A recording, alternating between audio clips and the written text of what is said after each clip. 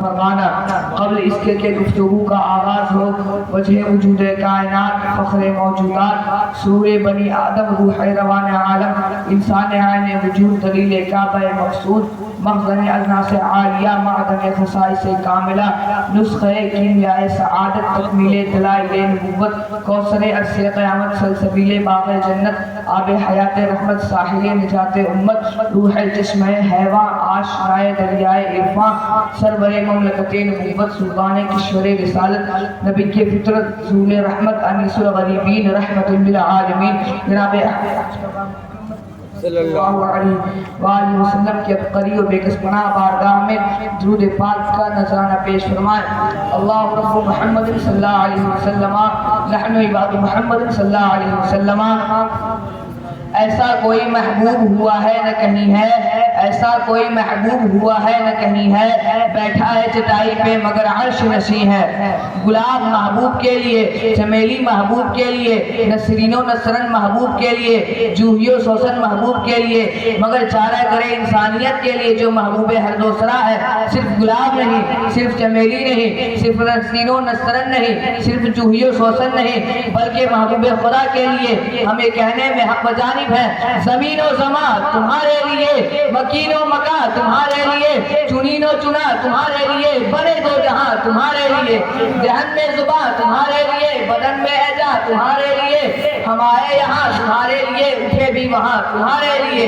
رسالت کل, امامت کل, سیادت کل, امارت کل, حکومت کل, ولایت کل خدا کے یہاں تمہارے لیے. یا رسول اللہ تمہاری چمک, تمہاری دمک, تمہاری جھلک, تمہاری مہک, زمین و فلک سے ماپ و سبق میں سکہ نشاں تمہارے لیے. یہ شمش و قمر, یہ شام و شہر, یہ برگ و شجر, یہ باغ و ثمر, یہ طیب و سفر, یہ تاج و کمر, یہ حکم رواں تمہارے لیے. نہ روح امین عرش بری, نہ لوح مبین, کوئی بھی کہیں خبر ہی نہیں جو رمز کھلی ازل کے نہاں تمہارے لیے.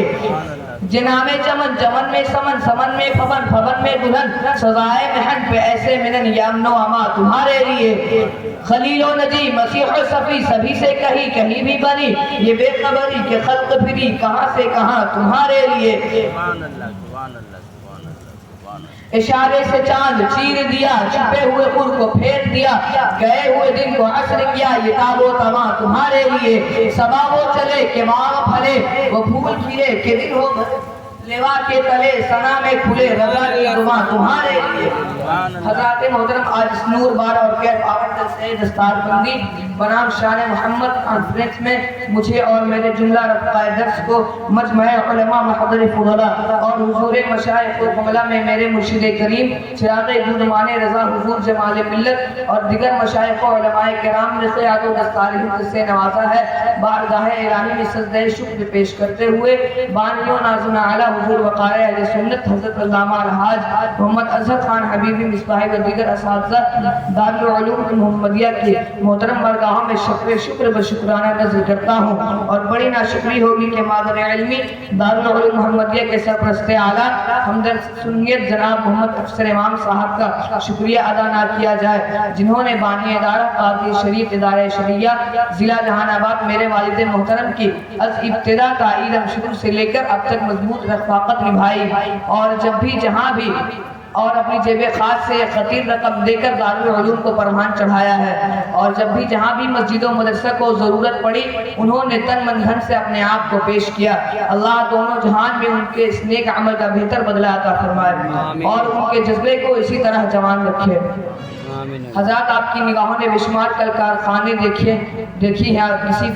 کئی فیکٹریاں دیکھی ہیں. کسی فیکٹری میں ٹوپی بنتی ہے, کسی میں قلم, کہیں گاڑیاں تو کہیں جوتے چپل, کسی میں بمبارود تو کہیں ہتھیاروں اوزار. مگر 2009 میں شہر جہان آباد میں دارالعلوم محمدیہ نام کی ایک فیکٹری قائم ہوئی, جہاں بمبارود و ہتھیاروں اوزار تو نہیں بنائے جاتے, ہاں دین و سنت کی حفاظت کے لیے سپاہی بنائے جاتے ہیں. مذہب و ملت اور ملک و قوم کے وفادار پیدا کیے جاتے ہیں، جہاں پریم کا پاٹھ پڑھایا جاتا ہے، محبت کا سبق دیا جاتا ہے، اچھے بروں کی تمیز بتائی جاتی ہے، بڑے چھوٹوں کا ادب سکھایا جاتا ہے، ماں باپ کا مقام بتایا جاتا ہے، زندگی و بندگی کا مزاج دیا جاتا ہے، محبوب دو جہاں سے محبت و وابستگی کا پیالہ پلایا جاتا ہے، رب کو راضی کرنے کا راز بتایا جاتا ہے، دوزخ سے بچنے اور جنت کو حاصل کرنے کا طریقہ بتایا جاتا ہے، کھانا کھانے کا طریقہ، پانی پینے کا طریقہ، سونے جاگنے کا طریقہ، معاشرتی زندگی گزارنے کا طریقہ، آئلی زندگی گزارنے کا طریقہ۔